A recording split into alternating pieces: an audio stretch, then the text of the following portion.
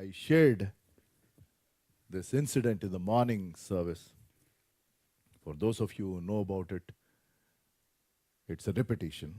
For those of you who don't know, it might come as a shock. When India was playing Australia, the semi-finals, for all those cricket lovers who are still probably heartbroken, don't have to be. They've gotten over it, they came back, they are enjoying life as usual. And that's how it is. But when that semi-final was happening, there was one guy by name Sudhakar, whose age was 21, who belonged to a small village called Ponneri in Vellore district. And he was so obsessed with cricket and he badly wanted India to win at any cost. So somebody told him, I don't know who it is or what kind of belief he had, but it is so sad and unfortunate that he walked into a temple in Ponneri and to receive the blessings of that deity so that India can win that semi-finals, he offered his tongue as a sacrifice. He got his tongue cut. Google search, it is all over. And at 2 o'clock in the afternoon, the match was going on, India was losing, and this guy was bleeding profusely. And they rushed him to a government hospital in that small village. They operated, but by then the damage was done. And the doctor said, he probably can never ever speak in his life. At the most, he will be able to utter a few words. That is the sacrifice he did because he wanted India to win. I told this in the morning just to invoke one thought. Jesus has done a lot more than the Indian cricket team. I think so. Yes, no, maybe.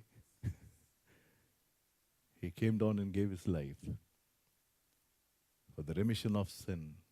I'm not asking you people to go and offer your tongues or something else. But the point is, what sacrifice have we done for this dear Lord? Many a times we say that we did this and that. Probably we fall way too short. And I also told about our Indian captain, Mahendra Singh Dhoni. He became a father on February the 6th of this year. He was blessed by a daughter. Obviously, he received the news. He was in Australia playing other matches and the team was getting ready for the World Cup. And the news reporters asked him, are you not going to see your daughter and come back? There's nothing that stopped him. He had the money, the BCCI would sponsor for him to come and see his daughter and come back and still play. He would have missed probably 1 or 2 matches, but not the World Cup for sure. But he said, once I fulfill my national duty, I will go back. That was Dhoni's commitment. So he came back. I guess, I don't know. I'm not all that keen about following whether Dhoni came and saw his daughter. He sure will. But the fact is, the press said that here is a man who has sacrificed not coming and seeing his daughter immediately. He waited for this whole season to get over. There was a young man in Guntur. These are all true stories, which I shared in the morning, who was so heavily involved in betting. It became an obsession. For any match, he used to bet. When the World Cup came, the betting craze went over the roof. He comes from a normal, small family, a farmer's family. The parents kept telling him, don't go and put that money, we don't have. He said, don't worry, I can get back more. And he betted heavily on that semi-final match. In the process, he mortgaged their only house. And the total debts went up to 30 lakhs. India lost. He didn't come home. His parents committed suicide. Now tell me, where do we stand? In the morning, I talked about 3 things of what people did 2015 years ago. They went and obeyed the instructions that Jesus gave.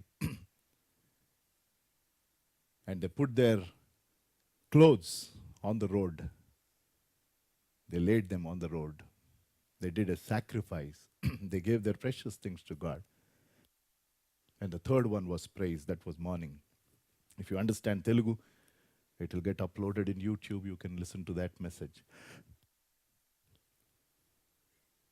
Back in the days of World War, this is again courtesy Google search. One of the most inspiring sights of World War II, this was what was written. There were 4 chaplains. Chaplains are, let us equate them to the regular pastors, or, in traditional churches, they call them chaplains. So there were 4 of them who were on this deck of an US ship that was sinking. And they were singing the song. It was such an inspiring sight, I believe. People cried for the commitment they had. And they were singing the song, Nearer My God to Thee. This song is generally sung during, times of grief and sorrow, during times of death. Nearer my God to Thee, nearer to Thee. They kept singing that song and they went down. The background of those 4 people, one was George Fox, the oldest among the 4, who was a veteran World War I recipient of the Silver Star Award for bravery. After World War I, he became an accountant. He got a job, and later on he became a minister of God or a priest of God. And World War II began. He told his wife, I need to go. He was committed for the cause of that country. The second person was Alexander D. Goody, the only rabbi of that group, father of 4, who was patriotic to the core, is what was written about him. The third one was Johnny P. Washington, a poor Irish immigrant. He grew up in the slums of New Jersey. Then he became a Catholic priest, and he went. The fourth one was Clark V. Pooling, the youngest Dutch minister. On 3rd of February 1943, their ship was bombed. 906 were on board, and they helped men with lifeboats, and they helped people move on. But they 4 stayed there, and what was written as a tribute to them was, they chose to die. That was written. And there was one man who also chose to die for the entire sins of mankind, and that is none other than Lord Jesus Christ. That he who was life gave his life. So if we go back in history and remember that Sunday morning when Jesus was coming on that donkey, he was riding on a donkey. Let us look at what is this road that he tread sitting on a donkey. That is today's message. What is that road? What does that road teach me? What does it teach us today? Couple of things quickly with the limited time that we have. If you look at the life of Jesus, there are 2 recurring things, simple but yet profound. The first one is, the only thing that he had in his mind, in his heart, was to fulfill the will of the Father. There was nothing else. There was nothing else. The second one was the fulfillment of the prophecies that were told about him. Even before he came, there were numerous prophecies about how he is to be born, where he is to be born, how he will live, and how he is going to die.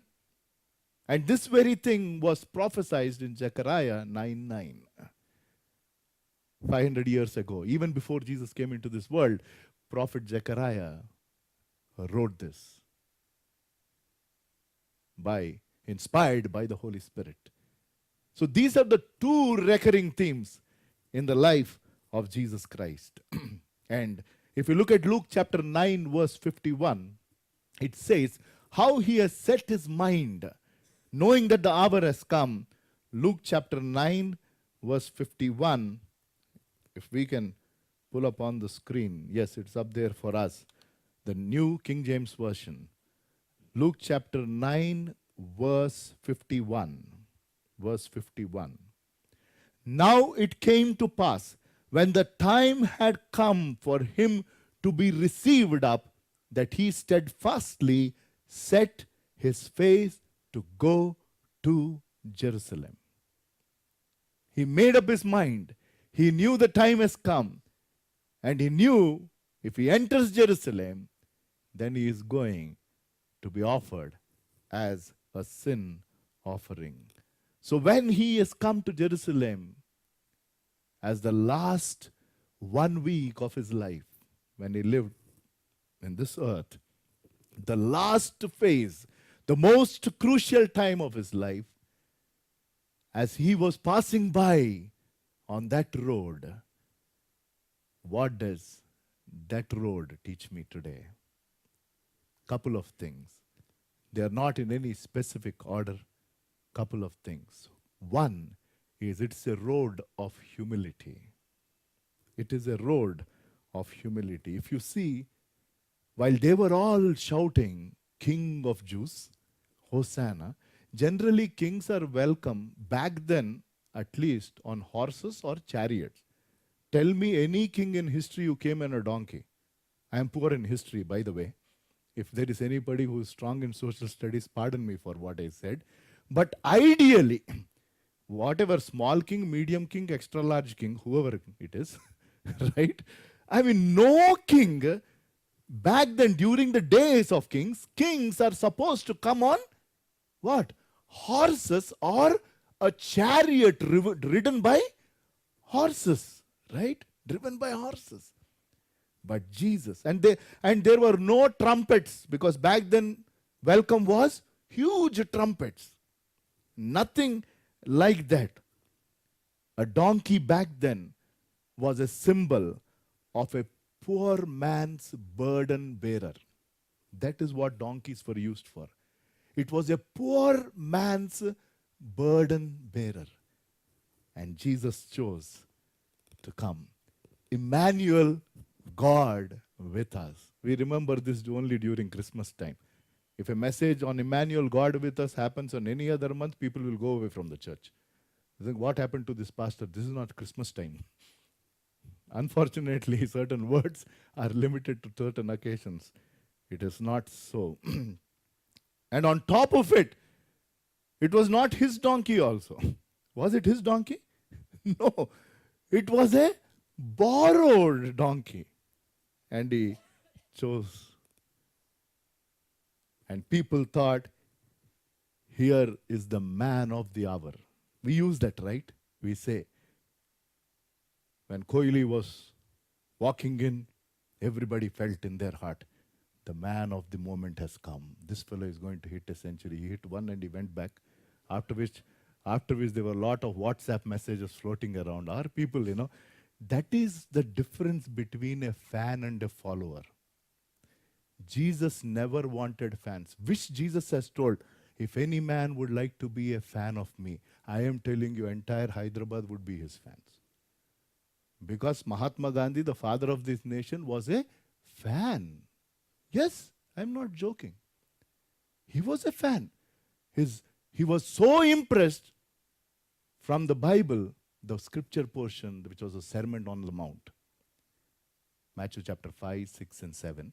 He was impressed by the teachings of Lord Jesus Christ. But he didn't become a follower. The difference between a fan and a follower is huge.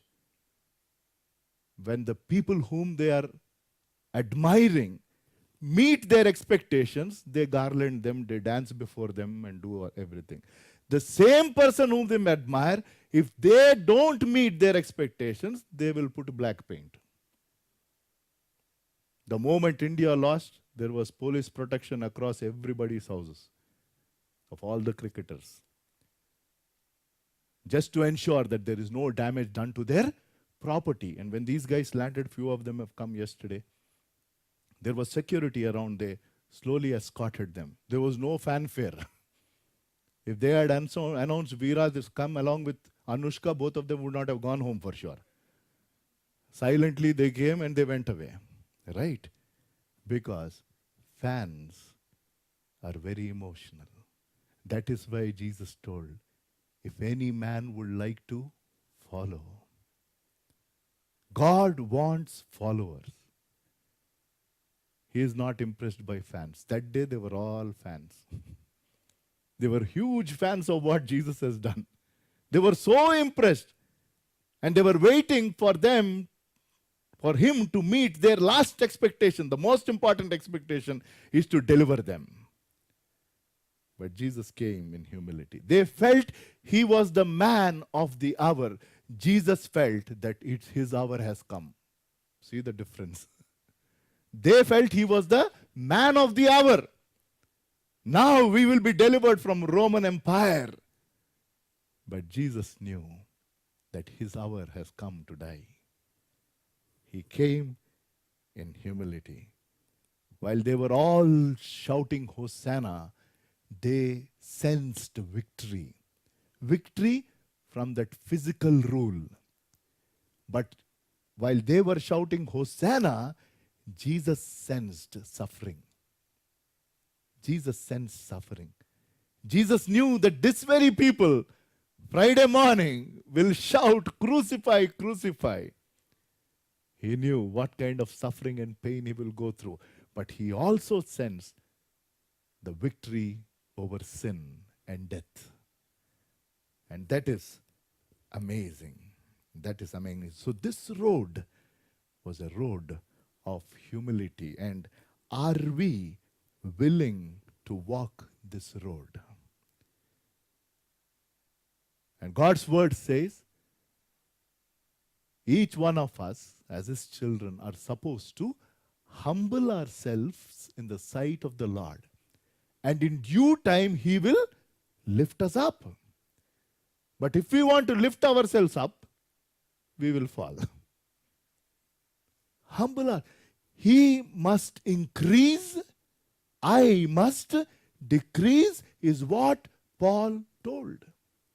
He said he must decrease. But if you go to one scripture portion, Jesus felt so bad. In Luke chapter 22, verse 24, after his disciples spent close to 3 years with him and has seen his life, what all he did, and all those teachings, all those lessons that he taught, and he was grooming them, he had to do his work through them after he rose from the dead. Luke chapter 22, verse 24 onwards. Yes. Now there were also a dispute among them as to which of them should be considered what? Greatest. And this is the problem in most of the churches. I'm not naming any. Unfortunately, by the grace of God, as of today, and God willing till he comes, this issue should not come. Peter, I think everything he does, nothing. All that I do is come here, sing few songs, preach and go away. My job is happy and simple. There are so many others who do so much. And we need more helping hands. And when we did the Bible study of spiritual gifts, that is what I told. That he is the head and he will always be the head wherever.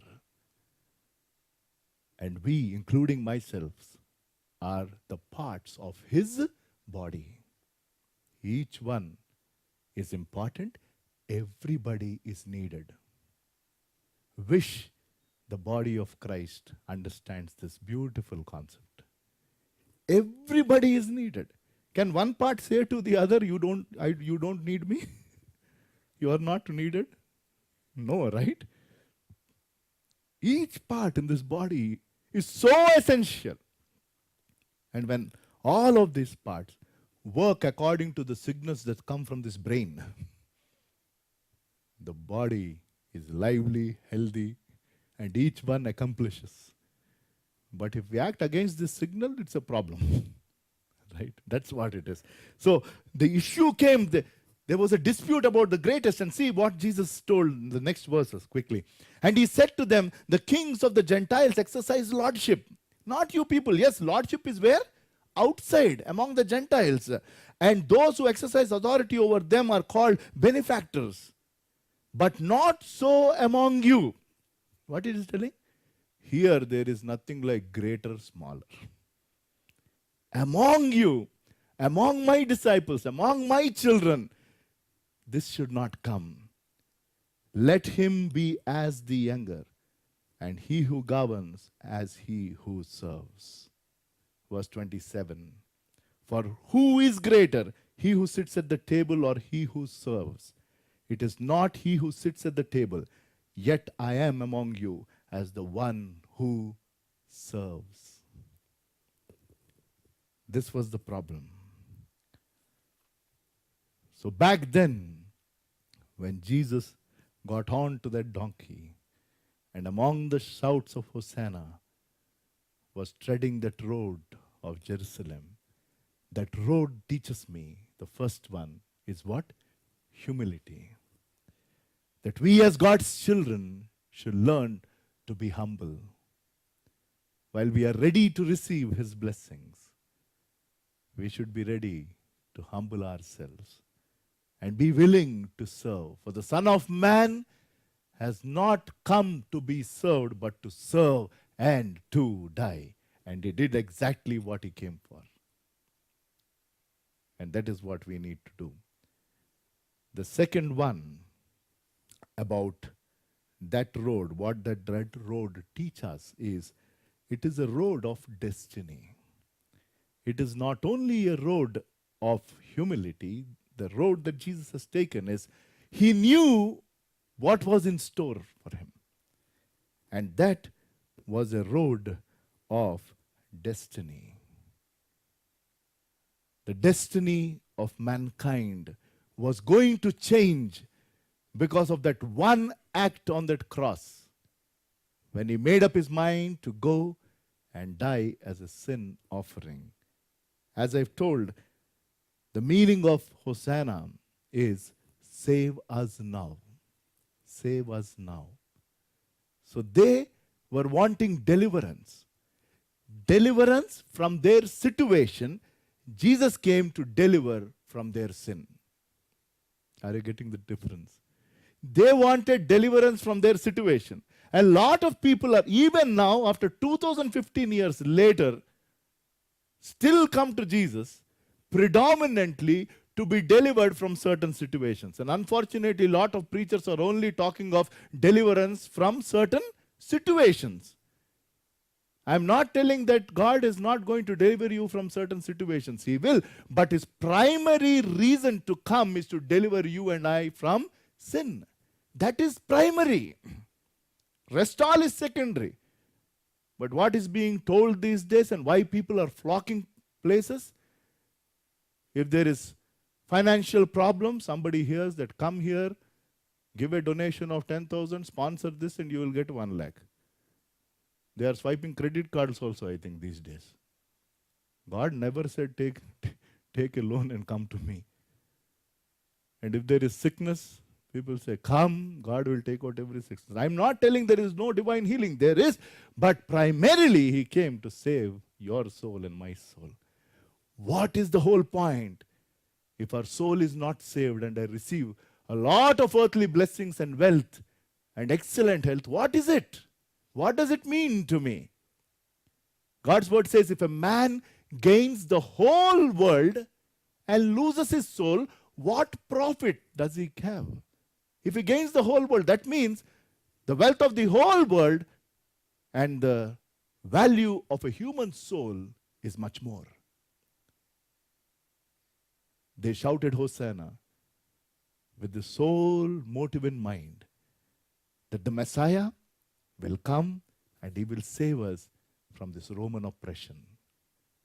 That shout was, save us now from this situation. And maybe there are people still shouting and praying and saying, Lord, get me out of this situation. Before that, you say, Lord, save me from the clutches of sin. And after which, you surrender that situation and say, Lord, you deal with it.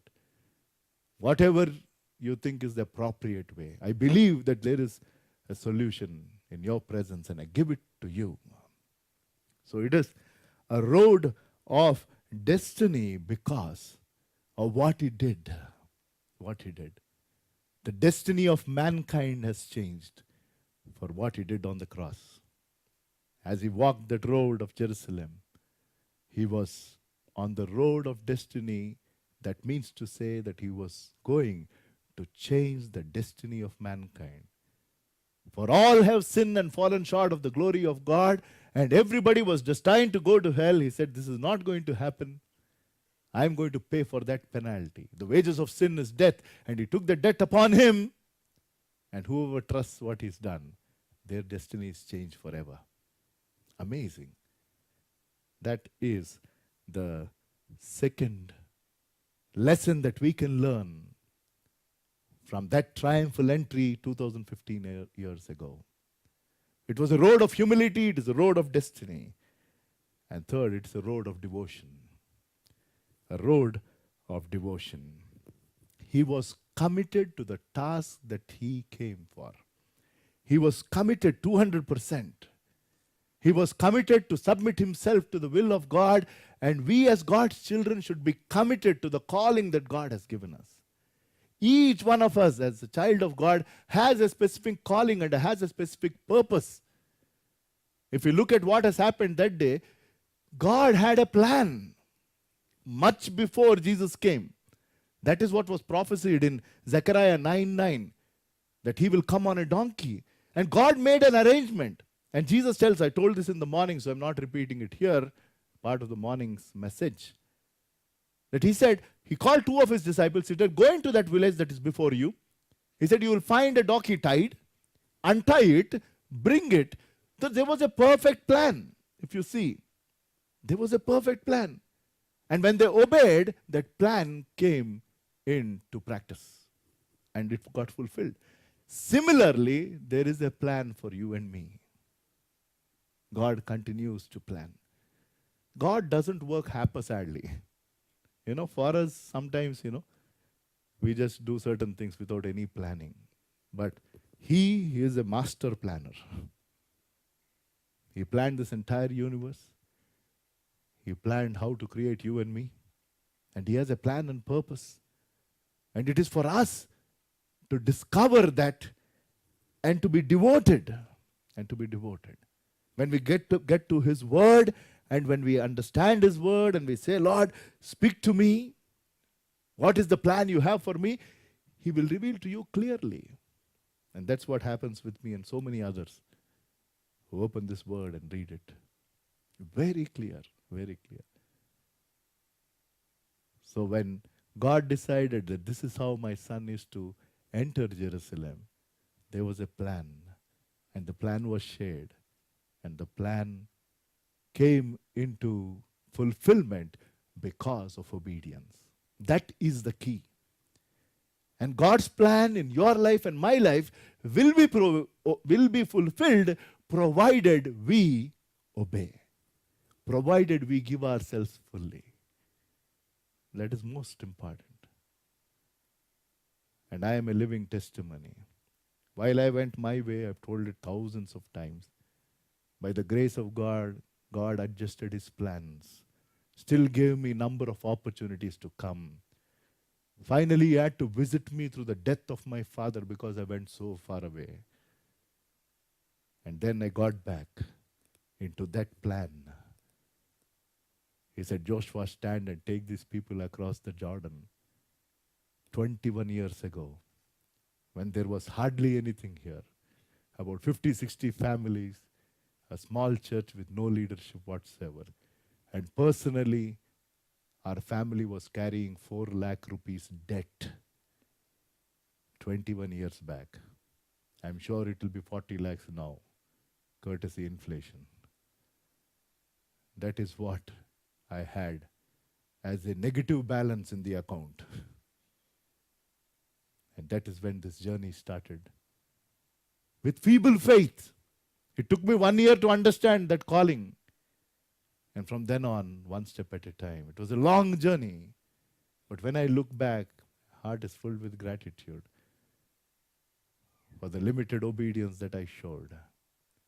But I continue to pray and say, Lord, help me obey you each day of my life. So, this road that Jesus tread tells that we need to humble ourselves. It tells that our destiny is something else. Set your mind on things above, not on things below.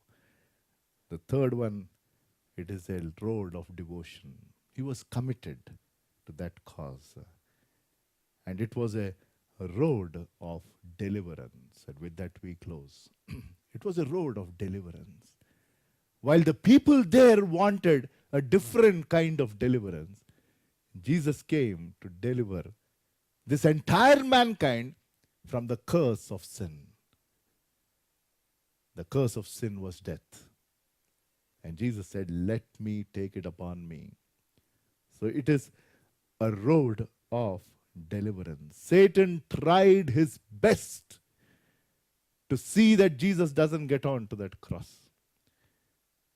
He kept doing whatever possible to stop him from going. But as we read from Luke, he set his face towards Jerusalem and he didn't defocus here and there. And when we, that is what is written in Hebrews chapter 12, he said, looking unto Jesus. It's an amazing verse. Looking unto Jesus, the author and finisher of my faith. We can only get through this life when we stay focused on him. And this Palm Sunday, God is telling us, tread this path with me. And we are walking that narrow way. We were all in that broad way, leading to death. But God brought us on to that narrow way. For those who express their faith in Christ. And there are some people who are still in that broad way. God is telling, your hour has come. I've been visiting you and I continue to visit you. Why don't you take a step and give your heart to me? Help me come in. And I will work inside out. The beauty of coming to Jesus is we come as we are. That is the beauty. To anybody else, there needs to be some adjustments. Some adjustments. When we go to a school or a college, for those who are in that age, we need to go according to what they have said by way of, that uniform or, certain other things, right? I can't say I'll wear whatever and I'll come and study during whenever I am free. No, right? You don't have a choice. And if I join an organization, there will be certain rules and policies and procedures of that organization. And we are supposed to adhere to it. Nobody will ever say, come as you are, I will accept you. Everywhere there is reference check, if not anything. Even if you give a relieving letter, they will say, wonderful, but we will again go back and check where all you worked. And they need to get good testimonies from there. And if you didn't have a good record there, had some issues, that wonderful HR will send one letter and our job is gone. Right? There is so much by way of background verification. But when it comes to him, he says, I know there is no issue. Come as you are. The rest you leave it to me. I will make you a new creation. Wow. I have told it numerous times. If you are interested in adventure, come to Jesus. This is the great adventure ever we can take in our lives. This is an adventurous journey. Walking by faith and not by sight. Walking by faith and not by sight. And to depend on him and say, Lord, take care. I'm your child. You are responsible for my life. I am telling you, each day is an adventure. Each day is an adventure. And that is what we need to do. So the lesson for today is to walk with him on that very road that he walked. A road that teaches us humility. A road that teaches us that our destiny is different. A road that teaches us that we need to be devoted. And a road that teaches us that there is deliverance when we walk with him. Let us bow down our heads in prayer. For the word that we received today. On this Palm Sunday, year of 2015, God has taught us what Jesus went through that day. Why don't we introspect ourselves and say, Lord, we surrender ourselves all over again. We lay our lives at your feet. Accept it. May your plan be worked out in my life as you worked out that beautiful plan for your dear son. I believe that you have a plan for me. Reveal to me, I'm willing to obey.